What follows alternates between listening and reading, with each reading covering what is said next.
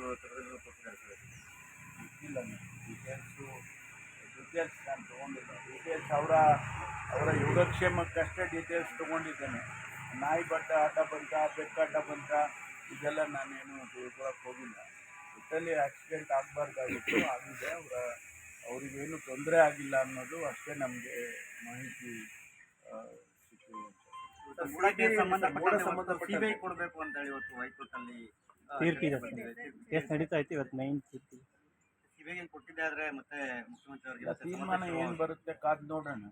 CBI ಕೊಟ್ಟಿದ್ದೆ ಆದ್ರೆ ಕಾದ್ ನೋಡ್ಬೇಕು. ಜಡ್ಜ್ಮೆಂಟನ್ನು ನಾವು ಹೆಂಗೆ ಪ್ರೆಡಿಕ್ಟ್ ಮಾಡೋಕ್ಕಾಗೋದಿಲ್ಲ. ಬರಲಿ, ಜಡ್ಜ್ಮೆಂಟ್ ಬರಲಿ. ಸಾಯಂಕಾಲದೊಳಗಾಗಿ ನಮಗೆ ಏನಾದರೂ ಮಾಹಿತಿಗಳು ಸಿಕ್ಕಿದ್ರೆ ಅದಕ್ಕೆ ಏನು ಅನ್ನೋದನ್ನು ತಿಳಿಸ್ಬೋದು. ಸರಿ, Belagavi internal politics state politics ಮೇಲೂ ಇಂಪ್ಯಾಕ್ಟ್ ಮಾಡ್ತಾ ಇದೆ. ಸತೀಶ್ ಜಾರಕಿಹೊಳಿ, ಡಿ ಕೆ ಶಿವಕುಮಾರ್, ಲಕ್ಷ್ಮೀ ಹೆಬ್ಬಾಳ್ಕರ್, CLPಯಲ್ಲಿ ಕೂಡ ಜಟಾಪಟಿಯಾಗಿದೆ.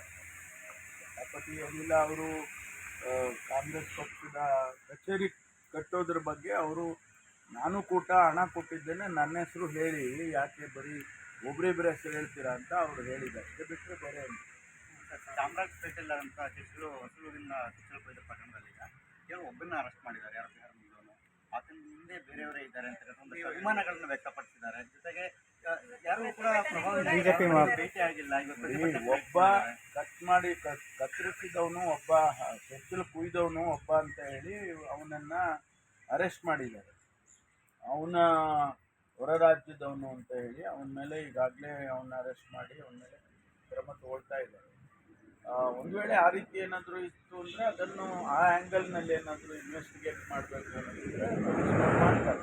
ಯಾರಾದರೂ ಹಿಂದೆ ಇದ್ದಾರಾ, ಅವ್ನಿಗೆ ಹೇಳ್ಕೊಟ್ಟು ಮಾಡಿಸಿದ್ದಾರಾ, ಅಥವಾ ಅವನೇ ಮಾಡಿದ್ದಾನ, ಇದೆಲ್ಲವನ್ನು ಕೂಡ ಇನ್ವೆಸ್ಟಿಗೇಷನಲ್ಲಿ ಬರುತ್ತೆ. ಬಂದಂಥ ಸಂದರ್ಭದಲ್ಲಿ ಅಕಸ್ಮಾತ್ ಯಾರಾದರೂ ಅವನಿಗೆ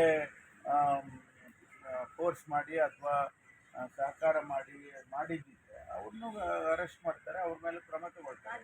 ಬಿಜೆಪಿಯವರು ಪ್ರತಿಭಟನೆ ಮಾಡ್ತಾ ಇದ್ದಾರೆ ಸರ್. ಹಿಂದೂ ಪರ ಸಂಘಟನೆಯವರು ಕೂಡ ಘಟನೆಗಳಿಗೆ ಕಾಂಗ್ರೆಸ್ ಪ್ರೇರಣೆ ನೀಡ್ತಾ ಇದೆ ಅಂತಕ್ಕಂಥದ್ದು ವಿಪಕ್ಷ ನಾಯಕರು ಯಾರು ಇಷ್ಟಕ್ಕೆ ಬಂದಿದ್ದೆಲ್ಲ ಮಾತಾಡಿದರೆ ನಾವು ಅದಕ್ಕೆ ಉತ್ತರ ಕೊಡೋಕ್ಕಾಗಲ್ಲ.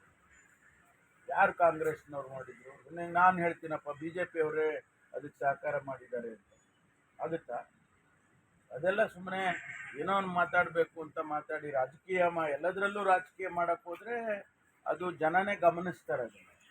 ಜನ ಗಮನಿಸೋದಿಲ್ವ ಇದನ್ನೆಲ್ಲ?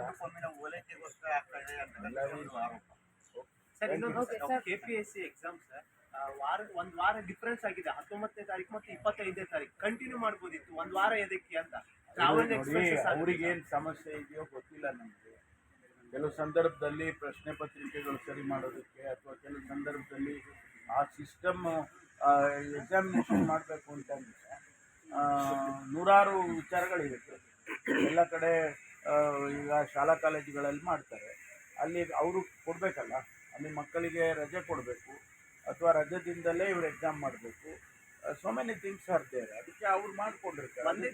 ನಡೆಸ್ಬೋದಿತ್ತು ಸರ್. ಎಲ್ಲ ನಾವು ಹೇಳೋಕ್ಕಾಗೋದಿಲ್ಲ, ಅಥಾರಿಟಿ ಬಿಟ್ಟಿರೋದು. Thank you.